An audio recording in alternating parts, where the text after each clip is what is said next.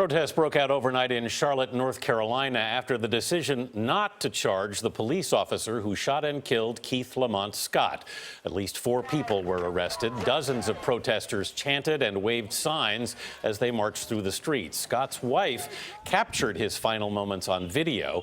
The district attorney says Scott had a gun and Officer Brentley Vinson acted in self-defense in the September shooting. Jericka Duncan is in Charlotte outside police headquarters where the protest ended with reaction from Scott's family. Jericka, good morning. Good morning. The Scott family said that they were profoundly disappointed by the decision. Now, they did call for peace yesterday. Last night, protesters gathered in front of the police station behind me. At times, they threatened no peace without justice. It is my opinion that Officer Vinson acted lawfully when he shot Mr. Scott. Charlotte District Attorney Andrew Murray said he and 15 top prosecutors unanimously agreed that Officer Brentley Vinson's use of deadly force against Keith Lamont Scott was justified. He doesn't have a gun. In cell phone video of the September confrontation, Scott's wife, Jericka, claimed her husband was unarmed. No gun. You didn't see any gun? No gun. In October, Scott told Gail King she stood by her observation. They say there was an ankle holster on your husband. Never seen it a day in my life.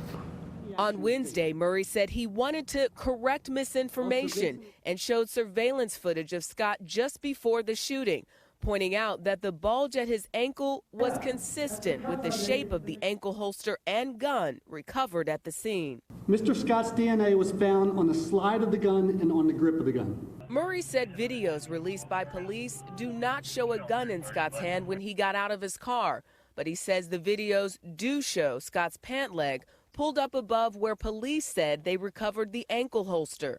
Officer Vinson was working undercover outside Scott's apartment executing a warrant for someone else's arrest. He says he noticed Scott smoking marijuana in a parked SUV. Risking a blown cover, he ignored it. That all changed when Officer Vinson saw Mr. Scott holding up a semi-automatic handgun as he sat in his vehicle. Drop the gun! Investigators say Scott disregarded at least 10 commands by officers to drop the gun.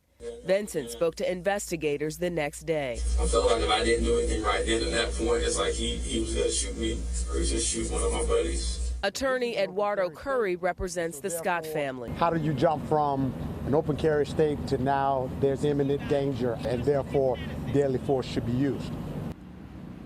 Attorneys for the Scott family say they will continue to investigate the case and look into a civil suit. Gail?